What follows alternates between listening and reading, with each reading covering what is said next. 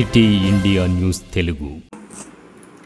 Welcome to city India news. Mahabubnagar జిల్లా Congress party కార్యాలయంలో ఏర్పాటు చేసిన విలేకరుల సమావేశంలో కాంగ్రెస్ పార్టీ జాతీయ నాయకుడు జైరాం రమేష్ మాట్లాడుతూ 13 నెలల క్రితం అక్టోబర్ నెలలో మహబూబ్ నగర్లో భారత్ జోడో యాత్ర నిర్వహించామన్నారు. తెలంగాణలో రేపు 12 రోజుల పాటు జరిగింది. పాదయాత్ర చేసిన జైరాం రమేష్, రాహుల్ గాంధీ బెంగాలీలో చేపట్టిన భారత్ జోడో యాత్ర కాంగ్రెస్ పార్టీకి కొత్త జీవితాన్ని ఇచ్చిందని, ఈ పాదయాత్ర తర్వాతనే కర్ణాటకలో అసెంబ్లీ ఎన్నికలు వచ్చాయన్నారు. అక్కడి ప్రజలు కాంగ్రెస్ ను భారీ మెజార్టీతో గెలిపించారు. కర్ణాటకలో కాంగ్రెస్ అద్భుతమైన ప్రభుత్వాన్ని నడుపుతోందని, ఈ భారత్ జోడో యాత్ర తర్వాత దేశ రాజకీయాల్లో పెను మార్పులు వచ్చాయని, దేశ ప్రజలు కృషి చేస్తున్నారని, కాంగ్రెస్ వైపు కొత్త లైన్స్ తో చూడండి అని పేర్కొన్నారు. భారత్ జోడో యాత్ర వల్లనే ఈ మార్పు కొత్తగా వచ్చిందని, తెలంగాణ ఎన్నికల్లోనూ కాంగ్రెస్ విజయం నమోదు చేస్తుందని, బీఆర్ఎస్, బీజేపీ, ఎంఐఎం 3 పార్టీలను ఓడిస్తుందని అన్నారు. अक्टूबर के महीने में आपको याद होगा भारत जोड़ो यात्रा महबूब नगर में आया था. कुल मिलाकर 12 दिन भारत जोड़ो यात्रा तेलंगाना में पदयात्रा हुआ. नारायणपेट, महबूब नगर, बाद में रंगारेड्डी, हैदराबाद, मेचल, संगारेड्डी, मेडक और कमारेड्डी, 8 ज़िलों से ये भारत जोड़ो यात्रा निकला करके राहुल जी ने इसका नेतृत्व किया. और मुझे आज भी याद है नवंबर के पहले तारीख को 2022 को चार मीनार के पास राष्ट्रीय तिरंगा भी फहराया गया और एक विशाल पब्लिक रैली भी हुई. तो भारत जोड़ो यात्रा के बाद हमारे कांग्रेस पार्टी के संगठन में एक नई जान आई, एक नई एकता दिखाई दी, एक नई शक्ति आई.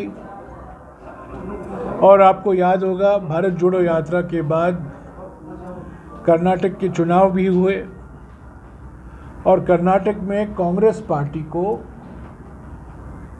भारी बहुमत मिला. तो भारत जोड़ो यात्रा न केवल कांग्रेस पार्टी के लिए बल्कि हमारे देश के पॉलिटिक्स के लिए, हमारे देश के राजनीति के लिए भी एक परिवर्तनकारी क्षण था. और भारत जोड़ो यात्रा के बाद हमारा देश का राजनीतिक माहौल बदल गया. कर्नाटक में, तेलंगाना में, छत्तीसगढ़ में, मध्य प्रदेश में, महाराष्ट्र में, राजस्थान में, सभी जगहों में एक माहौल बदल गया और लोग कांग्रेस को और हमारे नेता राहुल गांधी जी को एक नए चश्मे पहनकर देखने लगे.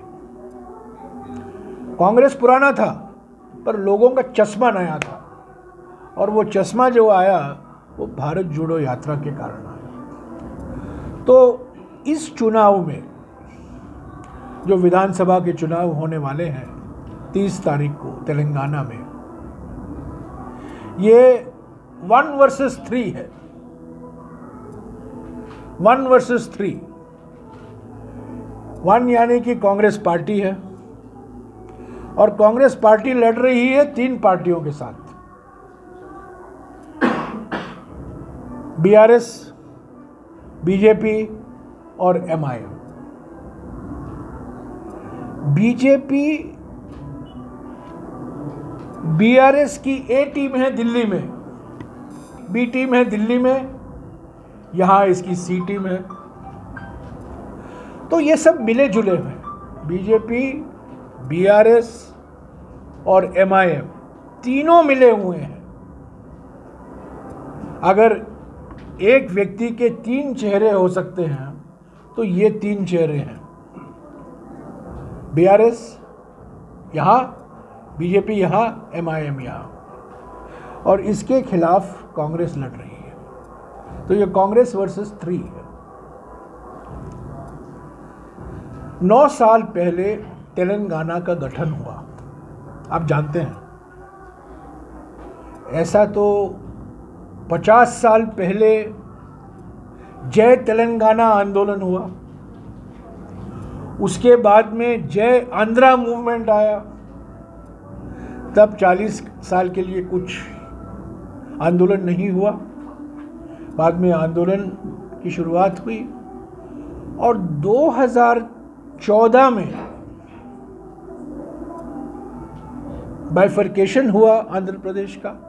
फरवरी के महीने में 20 फरवरी 2014 को पार्लियामेंट ने मंजूरी दी कि 2 नए राज्य बनेंगे, एक तेलंगाना और दूसरा आंध्र प्रदेश।